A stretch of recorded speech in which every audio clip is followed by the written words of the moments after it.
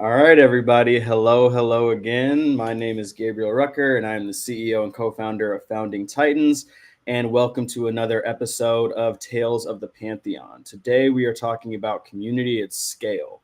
And so before we get into everything, as always, I want to make sure that I bring on my co-founder, Brandy.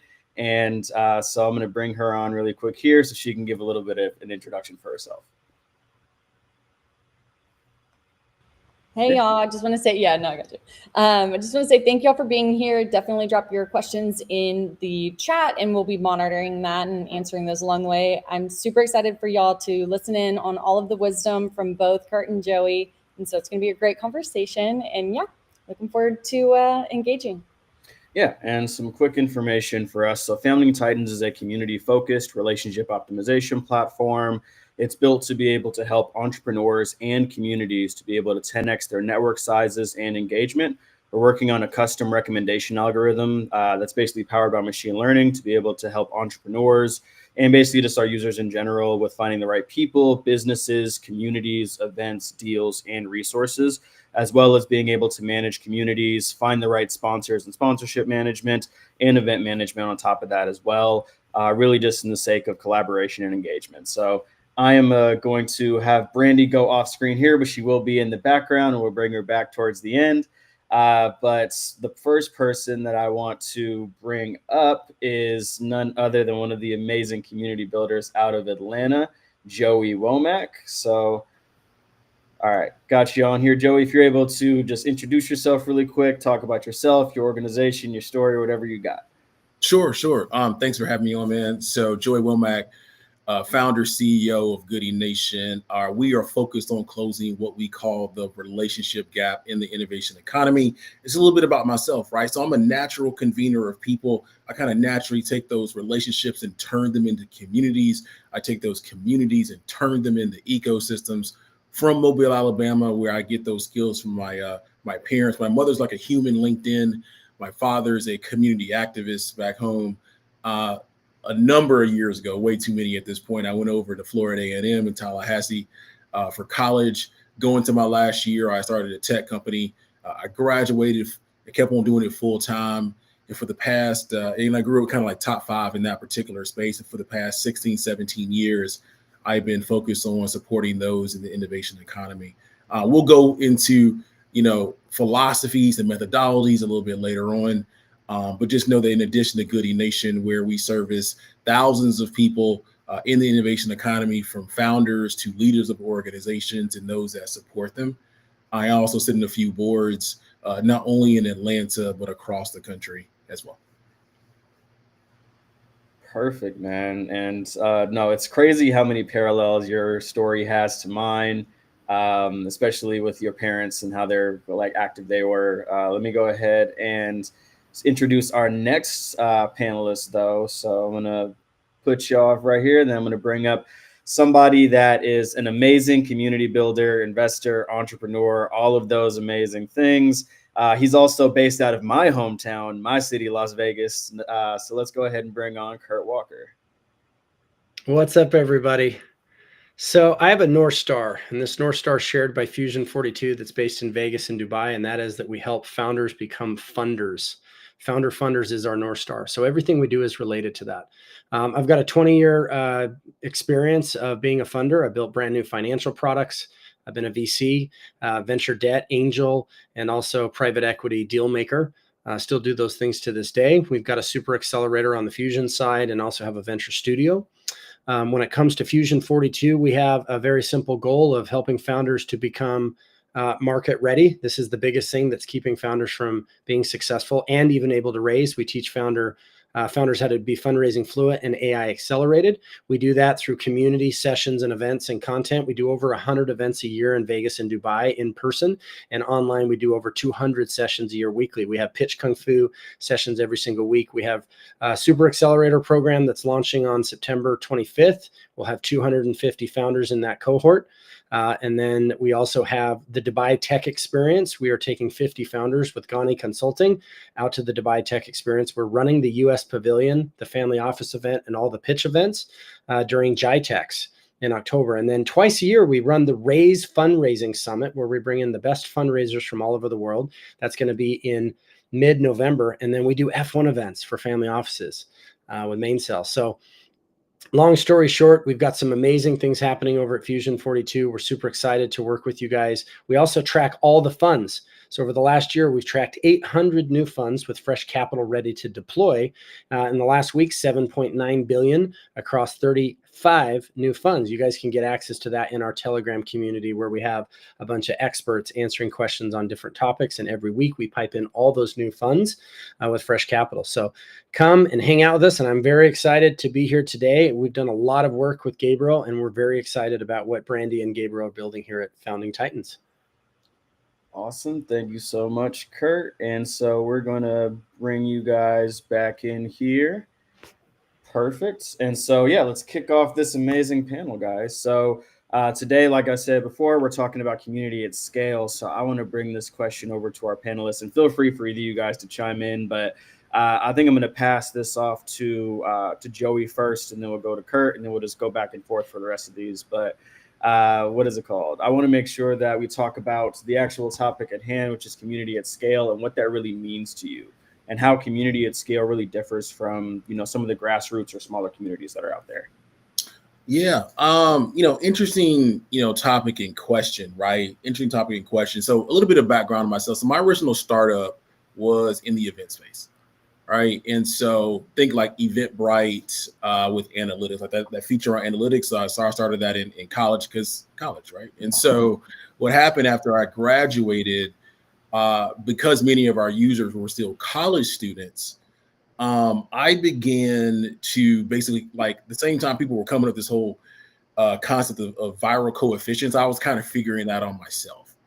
And so one of the original features that we had, now I'm about to date myself, for those that remember MySpace. If you were on MySpace back in the day, you had your top friends list, right? And so because I'm also an analytical, where I love numbers. I'm not gonna say I'm analytical. I just love numbers.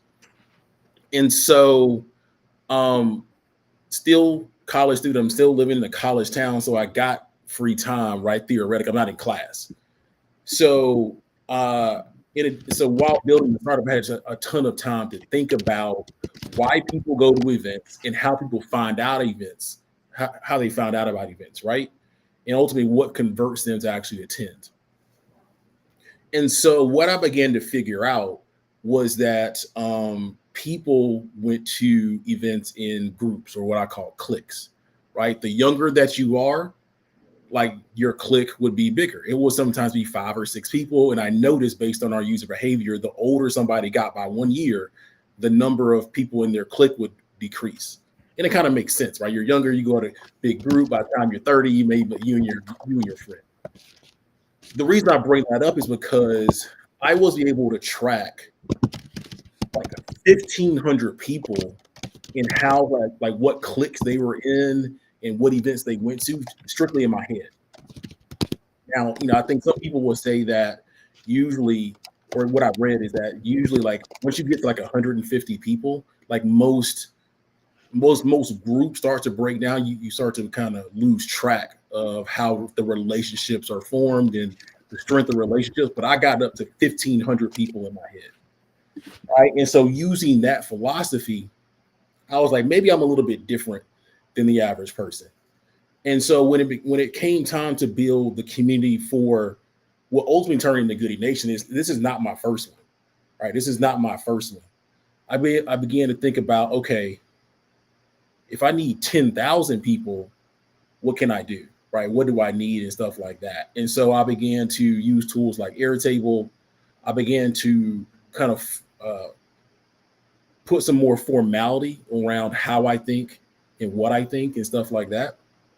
And so we've developed a formula for social capital. So Kurt talked about like his North Star at Goodie Nation. Our North Star measure is going to be the total number of social capital we have in our community.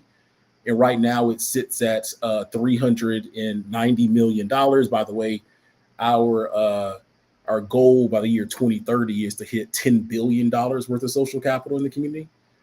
We can debate all day long around, like, like what the equation is and how we assign dollar value to it. I'm up for it even in this conversation, but just know that like that's our North Star, right? And so I build toward that so that the assumption is if we have all this social capital in the community that's available for people, they can draw upon like a VC fund for whatever they need, right? Whether if you're an entrepreneur, and I'll wrap up here, if you're an entrepreneur, if you need it for advice, if you need that social capital for customers, if you need that social capital for someone to hire, right? If you need that social capital for investment, right? If you're an employee in an innovation economy, you need that social capital for job referrals, right? Or for advice on how to climb the corporate quote unquote ladder.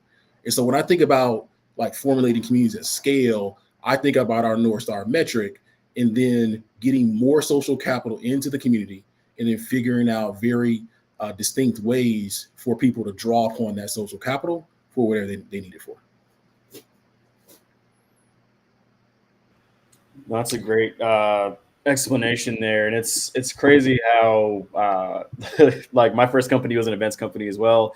A lot of those same parallels. I mean, actually, that number 10,000 is also just it's a major number that I think a lot of communities look at for at least that first major goal or metric to actually having a larger organization or community at scale.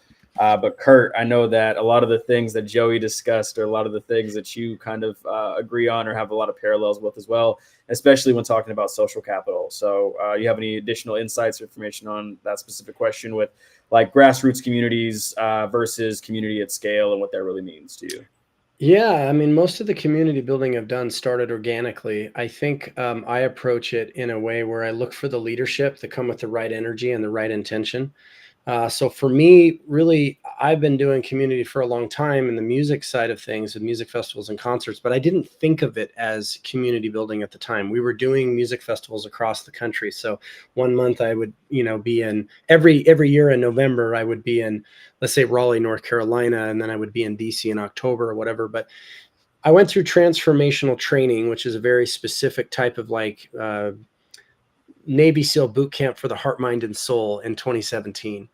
And I had some experiences that were very intentional, meaning everything in the experience of the live event while you're sitting in the training room is intentional. Every little element. How were the chairs spaced? How many chairs were in there? Where were the doors? What was the flow of the calendar? How were the presentations done? Everything was just planned down to the little, and I'm not a really detail-oriented person, so I don't have Joey's talents, but I remember thinking from that moment, not only did I feel like a higher power, I believe in God, was telling me that I needed to go build community so that I could continue this experience out into the real world of being around game changers and moonshot takers. I stole from transformational training the level of intentionality, and I went and built a community that has served me greatly as we build out these fusion hubs in Egypt and Central America and all over the world. And we called it SPICE, and it was supporting prosperity, impact, contribution, and entrepreneurship. And what SPICE did really well is we found city captains. There was always 3, and ideally one of them was at least one of them was female. And I would choose just community builders at heart that understood not just ROI, but ROR, return on relationship. And we did some pretty serious scale. We were in 8 cities. I launched in 5 overnight, and we did 2 events, a small mastermind dinner, and then a larger social every month. We did 400 events. We started a couple of years before COVID and then led into COVID. So I was able to take that as I was building the fundraising platform that Fusion 42 is and adapt that to the events we do today. So SPICE will come back at some point. I had to kind of put it on ice because I needed to be 1000% focused on building the whole network effect situation that we have that we're building at Fusion. But we've done 500 founder funder events in the last 5 years at Fusion, which is serious scale. That's 10 events, a month on average, right? In Vegas, and trying to compete with everything else that's going on. And our events are always full. And so we get really creative, and we can talk about all the different things we've done. But when we talk about at scale, I think really when somebody says, hey, Kurt, we want a venture house property in Atlanta or in Dallas or in Austin, I say, show me the leadership first. To me, it always comes down to having really enrolling, very dynamic, well-spoken city captains that will get the job done, and know that if we set the room with the right intention and then fill it with the right people, we step back and we see synchronicity and serendipity happen. And I know Joey does the same thing. There's an energy that's infused when we get the right leaders with the right message in the right room, around the right mission. And so for me, that's what's created the scale. Yes, we added systems. Yes, I've screwed around with Eventbrite. I've used every freaking platform on planet Earth. We've used all sorts of outreach tools. We've even gotten nerdy enough to understand if the link you send in the text doesn't pop up a favicon so that somebody knows what they're looking at without clicking on it, that little tiny thing could be the difference between an extra 100 people showing up at an event. Yeah, no, I mean, 100%. I mean, just those little tiny tweaks here and there, can be kind of the difference between life and death. I mean, even as we were chatting, I made sure that I sent out another blast to everybody that pre-registered for the event itself, just because we have the Luma links for everything. We have things on YouTube and all these other different, avenues for people to be able to get access. But also, I mean, people are extremely busy, right? How do you get them active? How do you keep them captivated? And I think that goes back into this next question that I really want to ask you guys, which is, how you really balance, familiarity and those personal connections while you're building, community, especially ones that, span, cities or even, span the globe. Because I know you guys aren't just active within your local systems. You're also active, globally and, are really taking over a lot of these virtual platforms. So I think I'll pass it over to you first for this one, Kurt. So, how do you really build that connection with your audience? Yeah, and I'm looking forward to hearing Joey's take on this. So, guys, every time you go to build a community, be intentional about it. There's design decisions that you can make. Let me give you an example. Are we looking to create something super intimate, or are we looking to create something super casual? Now, you can have both, but typically they don't go together. Are you looking to create something very open, or are you looking to create something very closed? I'll give you an example. Spice was not open. If you were not purpose and contribution driven, you were not allowed to come. It was invite only, and we had no problem with that because we wanted the energy to be with founders that really were about purpose and contribution and not about how much money they made. Now, with Fusion, we can't really stand on that. We can't really have it be closed. We have to have it be very open. So we kind of refrain from religion. We refrain from politics because we have such a global audience that has very, very different religious backgrounds that we want to keep it in a way where it's very open, right? So it's more inclusive. So when you hear the term closed from a design perspective, you may think that that's not good. I strongly disagree. The more closed your community is, where it feels like it's for you, and in a little way, it's kind of like us against the world, it creates an energy that's very different. So whenever possible, I like to get as closer to the closed end of the design spectrum as humanly possible. So when we're talking about those kinds of things, these are situations that I think founders or community builders don't really think about. There's always these continuums, right? And then there's design decisions you can make in the experience. So when somebody used to show up at a Spice event, especially a dinner, a mastermind dinner, they were welcomed at the door. They were reminded that they should not talk about work or what they do. And then they were handed a beverage or a glass of wine, and they would come in. And they're not used to that, especially when they were around a bunch of game changers and moonshot tickers. But that was a design decision. Another design decision is if you were late, you were not welcome to come at the mastermind dinners. The dinner started at 6:50 p.m. You ever been to an event that starts at 6:50 p.m.? That sub-communicates, be on effing time, people, right? Now, I'm not saying every event the Spice did or everything that we do at Fusion is like that. Fusion does a lot of poolside pitches. We've got these venture house properties with beautiful backyards and big pools, and we do things very differently. You came to the Sexy Santa Swim that we did, that charity event for Christmas at Venture House 2, which is a 20-bedroom house. And we had 350 guests. I'm most proud. I think we did 500 gifts for children. So I think that was pretty badass.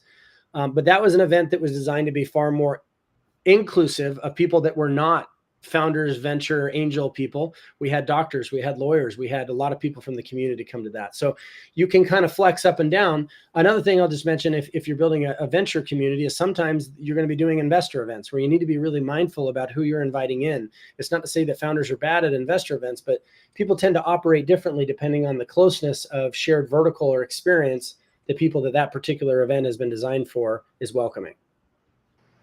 No, 100%. And also I want to say, one of the best parties I've been to for the event that you threw last December. Yep, actually amazing. We actually got an interim CTO out of that and an advisor just from that event alone. So amazing thing. Also, personal hype person for anything Vegas, and making sure that Yes. we throw love to all of the events that come out of there. We don't screw also, around here. Yeah, no, the best event I've been to for entrepreneurs in Vegas. I can say that hands Wow, down. that's great. You didn't come to the pitch event we did at CES, right? This No, year we had 1,000 founders. I'm still upset that I didn't go, but next year, this next upcoming CES, I'm gonna be there for sure. And I can't wait to work with Joey. Joey's doing such good work down in Atlanta, and I cannot wait to see how he throws down. So, Joey, what's your response on this? Because you've got a lot of goals too. Yeah, love it. And I do have a question I want to throw back to both of you all as well. So a number of different things, right? So generally speaking around, definitely agree, right? On the concept of, some people may call it gatekeeping, is open to close or whatever. Like, I'm totally cool with gatekeeping, quote unquote, even though it may have a different kind of connotation. To me, it's like, what is the bar, right? And so for me, there's a few things. One, we want people in our community that share the same values, right? Like our purpose. And our purpose is around, we can talk about closing the relationship gap, but it's about creating a better and more sustainable future for us all. So you go back to that Simon Sinek book, right? Or his TED Talk. We talk like, what do you believe in, right? We're not talking about some other types of beliefs. Like we believe that we can create a better and more sustainable future for us all by paying it forward. If you believe in that, then you are for us at Goodie Nation, right? And so it attracts, to Kurt's point, it attracts the type of people that believe in it. They may have a bunch of other different and competing beliefs, and that's totally okay. But if you believe that you have what it takes to make the world better, you're for us, right? So that's a way we kind of filter folks in. Now, to the point around, I'll say this. My philosophy on building community is that relationships are based on trust. And that trust can express itself in a number of different ways. Generally speaking, I believe in putting, for many experiences, though not all, putting people around the same level together, because building off of what Kurt said earlier, again, I'm a party guy going back to college. I think about some of the best best parties I've ever been to have been house parties. Now, house parties, depending on what kind of house you've been to or you live in or something like that, they're typically not a lot of people, right? 20, 30, something odd people. But because the space is literally small, it forces the energy to bounce off each other. And so those are the type of experience I look to create, right? And so you need a lot of trust when you're at a house party with the people in attendance. And so how we think about making sure that folks are kind of at the same level, we think about in terms of pillars. So for example, at Goodie Nation, we have this, or think about it like in terms of like levels that you might see on sponsorship, like medal levels, right? So our, let's say, bronze level membership, quote unquote, is open to all people. And so we design experiences where you don't need as much trust to be around, especially like if it's virtual, something like that. It could be a webinar on how to use AI tools, right? You don't need a lot of trust because there's not a lot of interaction per se. But as you start to kind of go up to like, quote unquote, silver level membership, the more intimate experiences, our informal group therapy session for founders that are virtual, our in-person dinners or in-person experiences, you need more trust. And so therefore it becomes, quote unquote, harder to kind of get to that. So we've also had to figure out ways for people to establish trust. So for example, for our founder program, if you'd like to get an introduction to an investor, or you like to go to a dinner with an investor and something like that, you actually have to go through a pitch with an investor on our team. And then that person will rate you according to one of our rubrics. If you pass that evaluation, you get to go. If you don't pass the evaluation, there's some coaching we can give you until you pass that evaluation. And that unlocks, the concept is unlocking some different level of access for you, right? So you got to earn it, right? You got to earn it. Also, to get to that quote unquote silver level, even a gold level, you have to engage in a certain number of experiences and program components, right? So the stuff at the silver, gold, and maybe platinum level, it's a privilege, it's not a right. And so we design components of our program in our community that ask people to earn it by engaging in things of that nature. Maybe they got to pay it forward, and there's a few other examples. But one of the things I want to get across before I throw a question back to you all is recently we started to build community around identities, right? So what I'm not talking about here is identity like race, ethnicity, gender, and stuff like that. This is around how you identify as a human outside of those things. And so it's based off the behavioral economic principle of identity priming. So if no one's ever familiar, if you're not familiar with that, it's a series, it's a way to engage your users and then walk them through a series of activities in order to get them to do something that you want them to do. And so what we've begun to do at Goodie Nation is build sub-communities based on identities. If someone is like a connector, so a community builder, right? So if you identify as a connector of humans, we have a community for you. If you identify as a founder, we have a community for you. And that's one of the more, popular identity kind of focused communities across the country and the world. If you identify as a storyteller, there's a community for you, right? So people that automatically, as soon as they see the word, they're like, oh, that's me. That's me. Yeah. That's me. You know what I'm saying? Like they go and they apply. Then we start to do other things for them. We've also started to, and I'll wrap up here. We've also started to create merch. So we actually dropped merchandise yesterday with simply the identity across the front. So it's a sweatshirt. You can go to our website right now. If you're a connector, you can buy a Goodie Nation sweatshirt in partnership, in true kind of pay it forward or collaborative spirit. We've collaborated with founder Moda out of Birmingham for these crew neck sweatshirts that say connector, that say storyteller, that say amplifier if you're a marketing person and something like that. These are all identities. And we found a lot of success by putting identity folks together in dinners, in roundtable discussions that are virtual and things of that nature. So that's a little bit about that. But the question I have for you all is around authenticity, right? So super quick story. I was talking to one of the founders of our recently launched marketing agency accelerator. And she had found some success in building community for potential clients because she just wanted to help them out. It was not lead gen. She simply wanted to help them out. And then somebody pointed out to her that it was lead gen. And she had a pseudo aha moment because what led to her success was her authenticity. But once she realized it was generating leads, she started to lose that authenticity, which would then hurt the leads, if that makes sense. So I guess the question I have really for both of you all is, what are you all's thoughts on, authenticity as it relates to community building? And I guess the question is, if you start to realize that you're having success by being authentic, does it actually hurt you in the long run?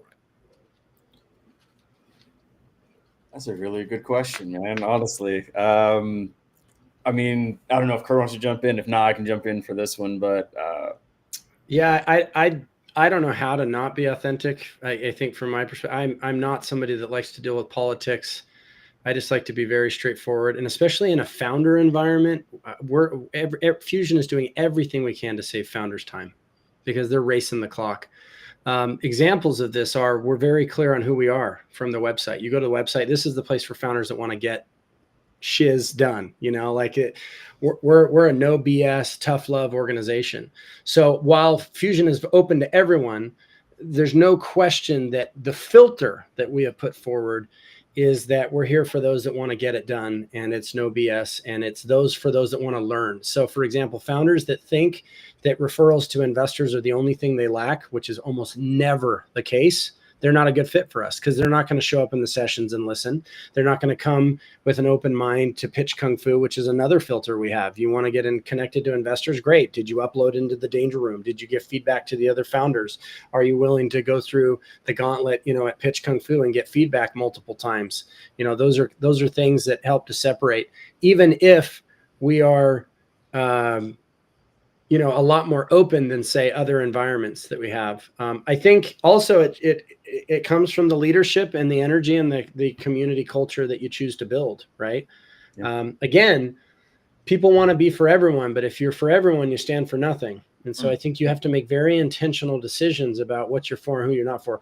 Fusion is okay with saying that we're contrarian, that we don't believe in the power law, which is a fancy way of saying 98% of all startups are going to fail, and it has to be that way. We strongly disagree.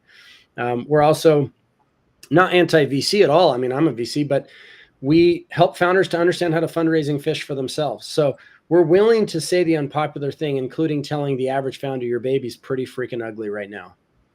Sorry. Good news is you want to do something about it, right? So that speaks to me, and it speaks, I think, pretty well to founders that largely have never been startup educated, no matter where they come from, whether they're from maybe an underserved community, maybe they're from an emerging market. We don't care. You're from an Ivy League school. It doesn't matter. You still need startup education. And most of what passes as gospel, like Shark Tank and all this other stuff, is just very wrong-headed.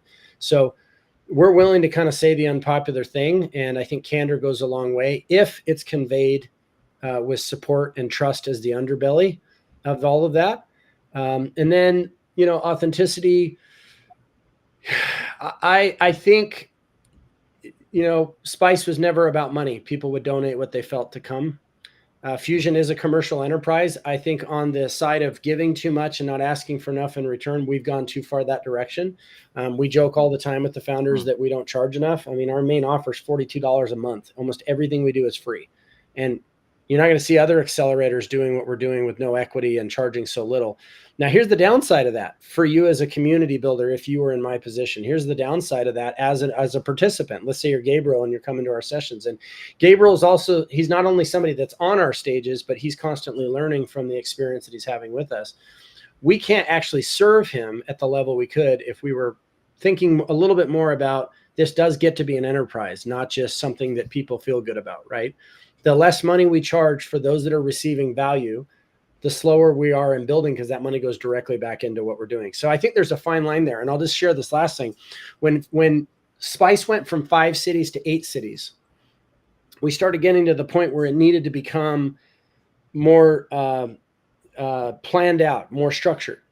And I definitely think that, I mean, this is just being vulnerable and building in public, right? I definitely feel that there were some that felt that we started moving slightly less organic. Well, of course, you want to have the same experience in New York City that you had in Vegas or Phoenix or San Diego or Salt Lake or Dallas. Yeah, there needs to be some structure there in order for the consistency, because that was one of the things we did really well, is that energy of contribution, impact, and a focus on all of us sharing and prosperity was always present in every single city. Now, that was largely an effect of choosing the right city captain leadership. And we offered them 3 things.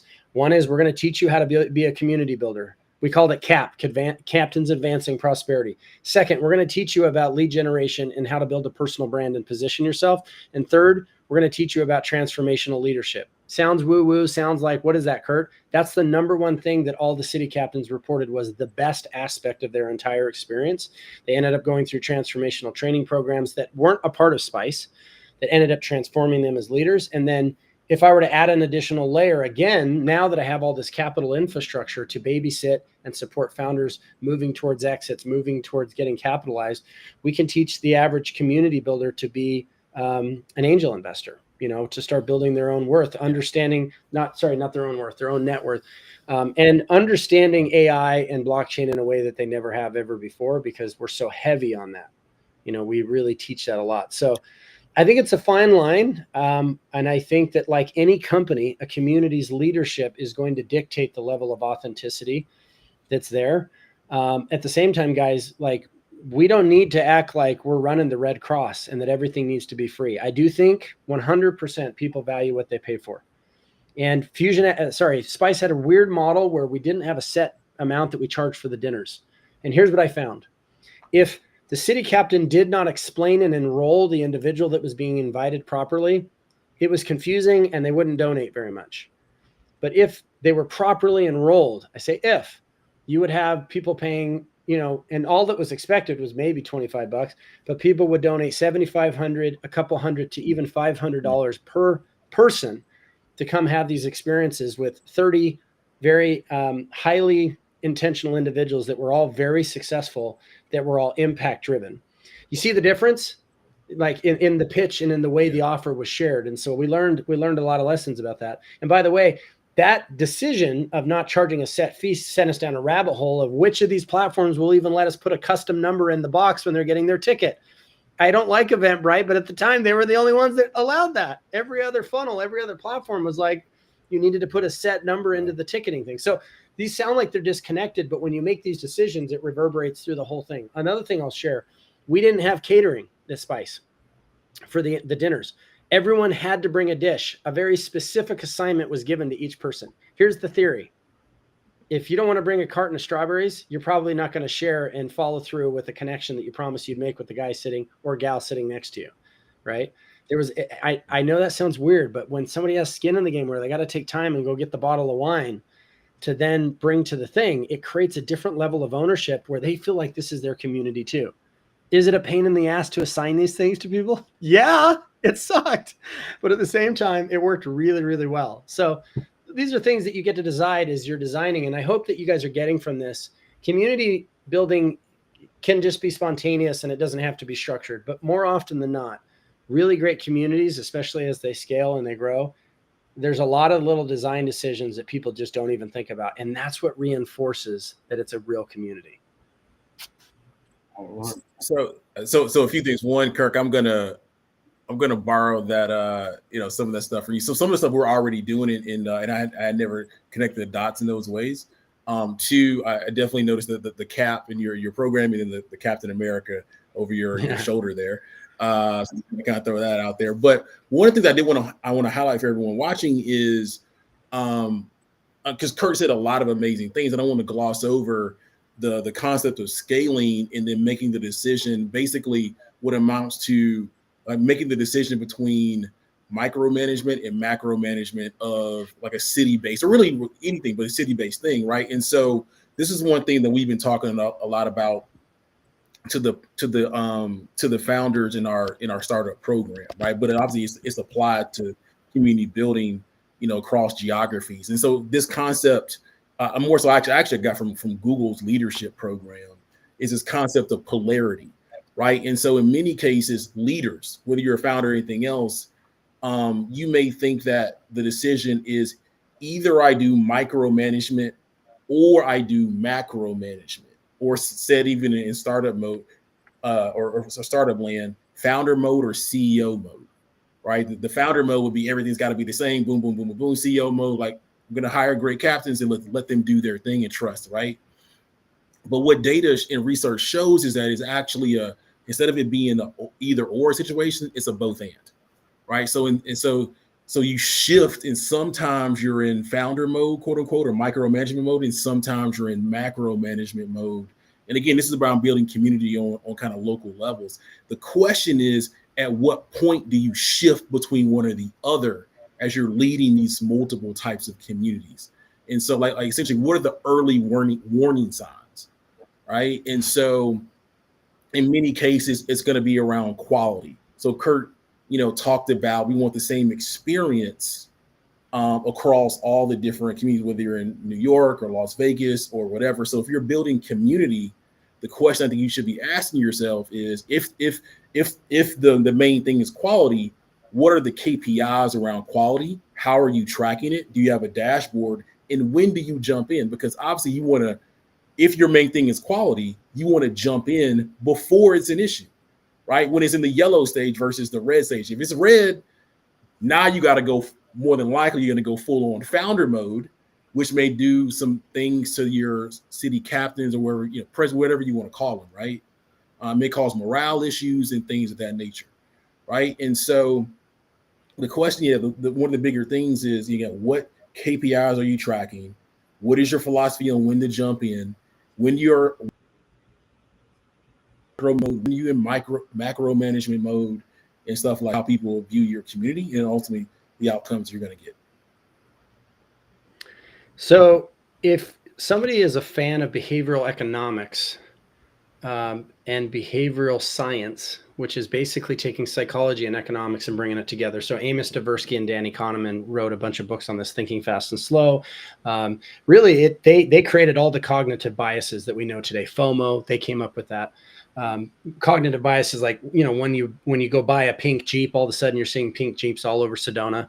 No, that's just because that's the color they chose for all their tours. But no, once you get really fixated and focused on something, what you tend to focus on, the attention grows to it, right? This is a metaphorical and metaphysical thing that we know to be true as well.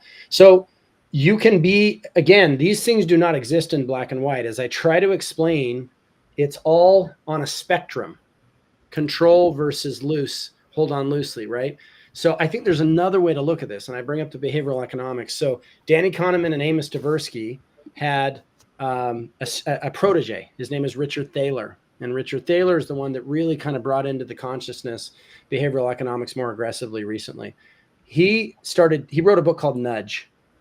And in Nudge, it's like, do we control somebody's decisions and manipulate them? Or do we set the environment in a way where they have two decisions and they're nudged towards the healthier or better option, or the one that they've already tried to opt into, right? And so in that book, he talks about, where do you put the sandwiches in the lunchroom for the kids versus the other unhealthy things? Where are those? Another example is when it comes to 401ks, do you have this set as a default or not, right? So there's little things you can do that don't feel so oppressive, don't feel so controlling. And I know this starts to get pretty nerdy, right? This is the reason why we're having this. And by the way, founders that are listening, we have been talking about go-to community strategy long before A16Z or anybody else was bringing up Brex and all those groups, because this is a way to launch whatever you're building, right? And it's also great to verify and validate the product, the experience, the service that you're launching, is to have at least a water cooler conversation where you're the leader. So for those of you that are thinking, how do I scale? Start small. Start with 10, start with 30, start with 50, and create the consistency, and then start bringing in other leaders, to see what it can become in. But always be in service and always have your ear to the ground to listen to what's the experience, how do we refine it. Your best ideas that then become statutes often come from the bottom, come from the folks that are coming and having the experience. I like to run things very laissez-faire, which is a very French way to say, very easy way to say, not easy way, a fancy way to say, let people do what they want. And so in general, we try to set principles and then have the right environment plus the right leadership. But yes, when it comes to back end, like how are we handling napkins and dinnerware and all that, and all the wine glasses at every event, right? It does get better when you have processes in place for that. I tend to be a very, do things loose kind of an approach. That's because I'm more visionary versus integrator. But I think if you start building communities at scale, you need to have somebody that's thinking, hey, at all times, how do we handle the operations? As an example, inside of the 3 city captains, we would make sure there was at least one super connector, like critical. Like, I'm not going to launch a community until I have a super connector. Like, this is literally the reason why I wanted to connect with Joey originally, is because I recognize that Joey has done a very good job in Atlanta. I'm not looking to replace Joey. I'm looking to back and support Joey with all the stuff that we have, because he's the man and his team has done a really good job there. We're not trying to be them, but we have some things that are very difficult to build. And so when it came to those 3 city captains, you'd have the super connector, the organizer, and then you'd have kind of the relationship person that would do follow-up and follow-through.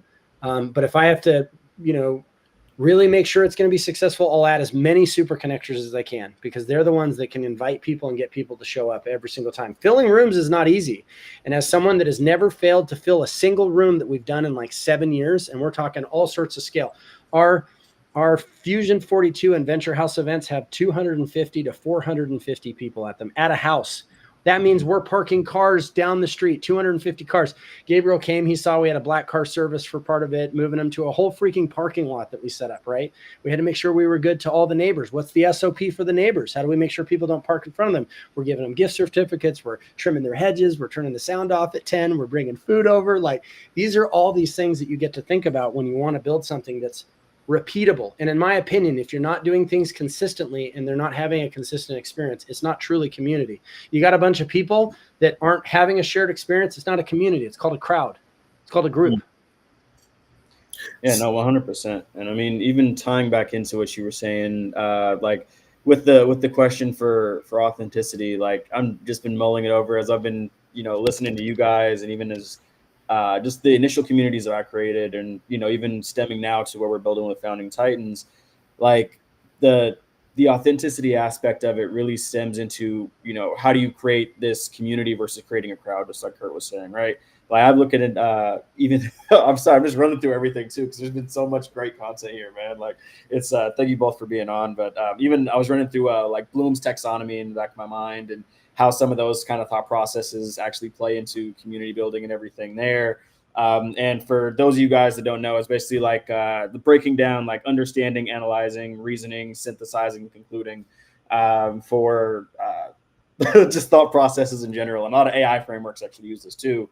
But just thinking about a lot of like the cognitive frameworks combined with some of the competency-based ones, or even just some of the social ones too, as Kurt was kind of going through all the different concepts that he was talking about. But even like the first community that I started was by accident, right? We had basically 10,000 people that followed a Twitter page. And then magically we just kept having people come back over and over and over again to the point where even though the community organization was shut down, basically within the first 6 months, even though it was successful, we just got a cease and desist. That's a story for another day. But you rabble rouser, you like, troublemaker.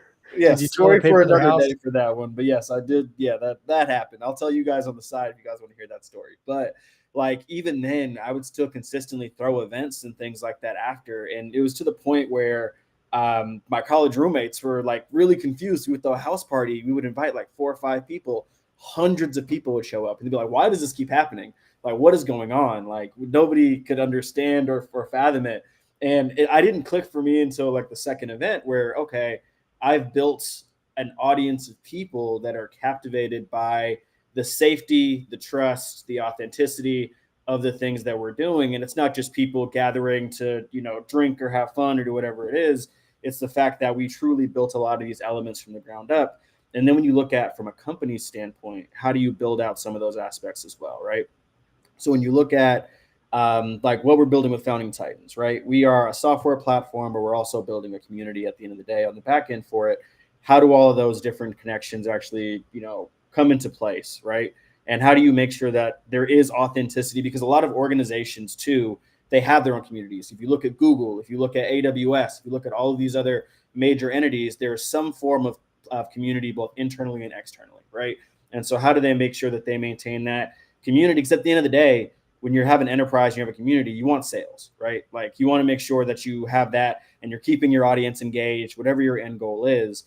But if you don't do it in the right way, then it just seems like you're selling them. You don't actually care about the outcomes that you're trying to distribute or maintain or offer. If you actually care about, okay, I'm creating something for Black entrepreneurs, or I'm creating something for people in AI or whatever it is, if you actually have that based into the core emphasis of your business or what you're offering, just like how Kurt and Joey both do. Like Kurt does it with on a global scale, but also does it on the city scale with like entrepreneurs and investors. Joey does it for a broad range of things, to even with what you do with what is it called? All founders need therapy, and then branching that off into all community builders need therapy. So I've been on both of those sessions. I've shared in both of those sessions, and like just the raw like passion that comes from a lot of people within the organizations.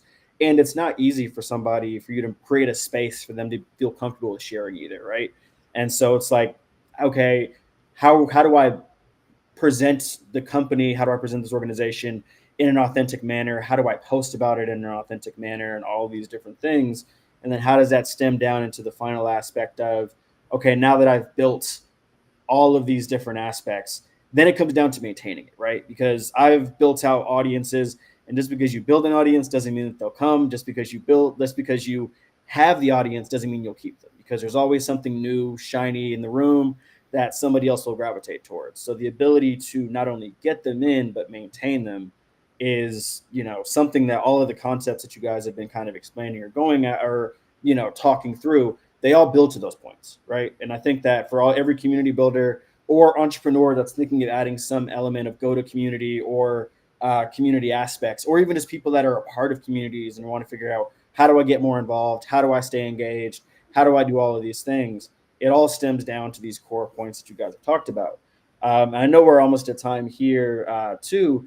We've only got about 5 minutes left, but I want to ask one quick question that could stem into an entirely different session, and I'll ask one. But I really want to tie in, because I put it in the event description, and I feel bad that we weren't able to talk about It's it. my fault. I'd be asking follow-up No, you're questions. good. This has been amazing. Like, no, trust me. I told you guys at the beginning, for anybody that's watching or has previously watched sessions, I would rather talk about one topic for an hour and give really tailored, informative content than go through and just like boom, boom, boom, hit questions, right? That's not what I want to do. I want the authenticity to be there. But also want to ask this as a quick wrap up to the wrap up, I guess. When looking at AI, right? How does AI and emerging tech actually, adapt into communities right now, and especially communities at scale and growing? I'll just say this, since we have a whole AI mafia that's dedicated to tracking what's happening with AI, like we have over 7 on that team. I'm going to build out the same thing for blockchain and cryptocurrency. There's going to be a flight towards blockchain because of all the inauthenticity that's going to come from AI. So founders using cold email outreach when they suck at marketing and are not thinking about what that individual VC probably needs to read or receive to be excited, it's only going to amplify. So just because you're good at using AI and AI is faster doesn't make you a marketer. Just because you're good at AI doesn't mean that you understand how to create the hook or when or how is the right way to approach. So I think people that are really skilled at some of these interpersonal skills, people skills, how to win friends and funders, right? They're going to kick ass with AI. But those that are just going to spray and pray, it's going to get worse. And I'm just telling you now, we went from there was no social media to the early days of social media. It was so much easier to get audience, right? You guys remember those days. And then it's gotten to the point where there's so much noise, it's about to amplify more than you can imagine. And just for everybody that's listening, AI is the biggest invention in the history of our lifetimes, if not bigger than that. It is moving at a pace that I am not sure that most people are aware of. I mean, I'm serious. Like, you think you understand it, but unless you're really paying very close attention, we have about a 12-month lead on the rest of the market. Now, I'm lucky I'm in the venture world, so I'm seeing all the tech before everybody else does, right? But I just think that you have an opportunity as a community builder. I called one of my buddies and said, we need to start doing Friday sessions on AI. He's got the largest online group of AI people, 3.5 million. So we're going to start that on Fridays, where we start doing Twitter spaces and stuff. Because I recognize for everyone that's working with Goodie or everyone that's working with Fusion or Founding Titans, I think we have a responsibility and an opportunity to get market share in helping people to mitigate how difficult it is to keep up with the all-out blitzkrieg that is AI. But just remember, AI doesn't make you awesome at what you do. It just amplifies what you do. So I'd like to bring up the metaverse too. If you sucked at marketing in the real world, you'd suck at marketing in the metaverse too. AI doesn't make you a great marketer, at least not yet. And I think one last thing I'll just say is marketing, AI doesn't understand abstract connection. AI doesn't know how fundraising works, guys. It just doesn't. It does not understand the pattern and the rigging of the game behind fundraising. So, Phil, real quick, you said something about how do you handle folks that are part of the community but rarely participate. You're always going to have a large portion of people that are lurkers versus individuals that are willing to be very active. And what you're looking for is your early adopter people that are like raving fans, and you want to put energy into them and let them go out and enlist and enroll other people to come back to the community. There's things you can do to stimulate these other groups. Part of it is I think being a successful community builder is you just need to listen a lot. Listen, ask, listen, and then implement the stuff that you know is going to create additional traction and additional connectivity between individuals. Perfect with the quick segue for that one. And I want to toss it over to Joey too, because I know you guys have been doing a lot more with AI within Goodie Nation, and even some of the panels and sessions that I've attended myself. Like, I mean, there's amazing content there. So if you want to take a tackle or stab at this one too. Yeah, just super quick. So as Kirk says, AI is creating a lot of noise. What we're going to start to see moving forward is a few things, right? This actually came up last Thursday during our storyteller roundtable, right? Identity focused roundtable, where you have folks at these big companies and that run large communities are telling how brands like the NFL are moving from starting with paid to go to organic. They're starting to go with organic to go to paid, right? So huge shift. We already see it at the early stage, but now at the enterprise level, how they're shifting their dollars because dollars are getting tight, right? Budgets are getting tight. And so I know we only have a few minutes left. So what I'll just quickly say is that's the trend, right? So then the question is, again, using AI tools, what are you going to do about it to help create more organic relationships and build better communities? I do think the community builders that embrace AI tools and very specifically understand why they are good at the actual community building. A lot of people do this stuff naturally. They are naturally good connectors of humans. They don't understand how they're doing it. If you can understand how you're actually making the connections in your head, what fields and stuff like that you're looking at, what traits of humans, like how you're combining all that stuff together. If you can figure that out and then build that into an AI model or something like that, I think you'll be good. Those that can't figure it out, I don't think you're gonna. I'm not saying you're not gonna be successful. It's just gonna be a lot harder for you moving forward. No, 100%. And like, even as we're building out these tools with machine learning and artificial intelligence for community builders, for entrepreneurs, with the platform that we're working on with Founding Titans, and like, how do we handle their relationship management piece on top of making sure that they're being introduced to the right people, right? Making sure that you're able to spark these conversations and provide the right analytics.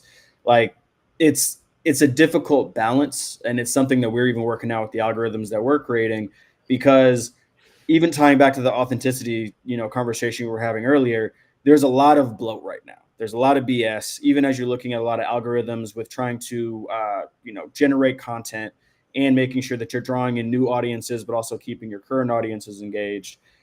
Right now, there's not enough there. And there's, even with the LinkedIn algorithm, right? They're basically looking at volume and the amount of time it takes to read certain things versus, okay, is this authentic or not, or whatever it is. Like, even they have their own AI prompt builder or AI message builder within the applications now, right? 90% of data has been created over the last 2 years with for our data within our lifetime, which means majority of that data is synthetic data that we're utilizing or that we're seeing in one way, shape, or another. And so it's really thinking about, okay, how do you balance that too for community builders? Like, how do I balance writing posts with AI versus, okay, having an in-house person creating some of this content or information too. I know we're lower on time too. I want to make sure I respect both of these guys' time because I don't want to take up their entire day, but also I appreciate both of them for definitely jumping on today. And so, to wrap everything up really quick, we always have a question that we ask with our final reflections, and we kind of tailor it towards the session. So I'll hit you guys with this. What's one thing you wish every business leader knew about either community or entrepreneurship, but they often don't? And only whichever one you guys want to take that last question. Community is a superpower. It is absolutely just something that every time I go into a project, I'm thinking, how do we rig this? And community is such a moat because it is so difficult to do. It's like pushing a school bus up a hill. It feels like that a lot of times too, until you get to a critical mass where it really takes off and it becomes its own thing. It's not for everyone, but it is for the ones that know that it's what they need to do. And as Joey has said, it's a spontaneous thing for those of us. Some of us can't help but do it, but there's a huge reward in it. Now, look, if it's not quite for you to be the one to go build it, go build with somebody else. Go build in their shade next to them, find somebody that really resonates where you can get what you're hoping to get out of it, which there's nothing wrong with wanting some short term, but man, the real ROR, which I need to write a book on, return on relationship, is really in what can come of this. So many of our family office relationships pre me building a family office community have come from, and I didn't say this earlier, we have different communities. We've got Fusion for founders. We've got Angel X for angel investors. We've got Mainsail for family offices.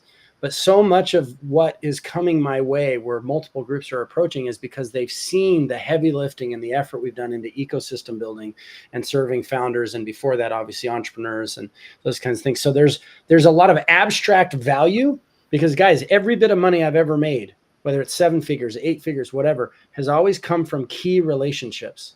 And so What's cool about Joey bringing up the party all the time is I like to use the Vegas effect. Everybody wants to be around the host of the party. The host of the party gets to bring everybody together. Another Vegas concept is everybody wants to be behind the red velvet rope.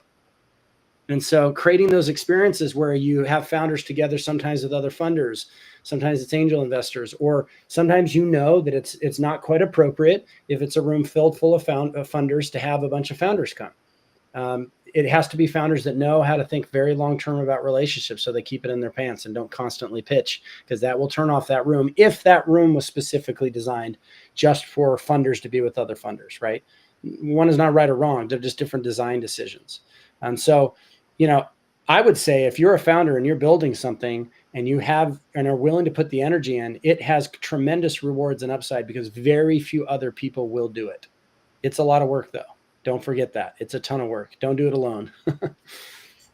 100%. And Joey, on that regard, if you have your final reflection points on, what every business leader or community, builders should know, but they often don't.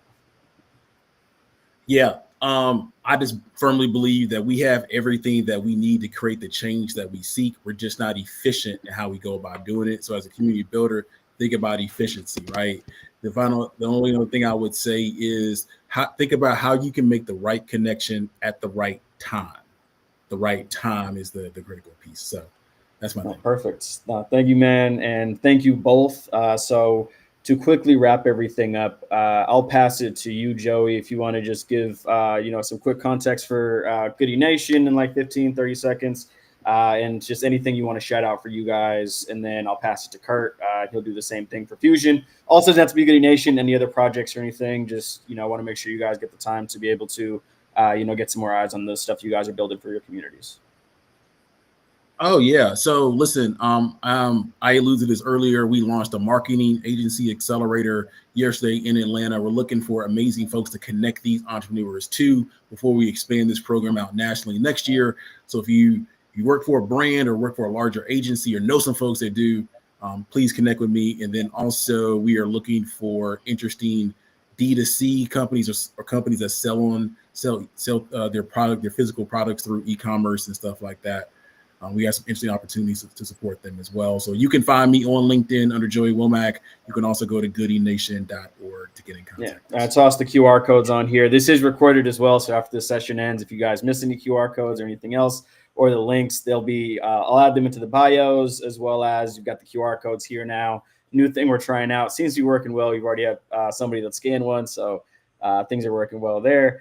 But also, I want to bring it over to Kurtz for Fusion. So which link do you want me to put? You want me to put the GSA link or do you want me to put the Fusion link? Yeah, go for it. So guys, we have weekly sessions. You guys can come to Tuesday sessions to learn about fundraising fluency, to learn about go-to community, to learn about GTM, go-to market. We also have AI sessions. These are every week. We do 200 of them a year. We do Pitch Kung Fu every single Thursday. So you're going to see real founders pitching real products and opportunities in front of real investors and marketers.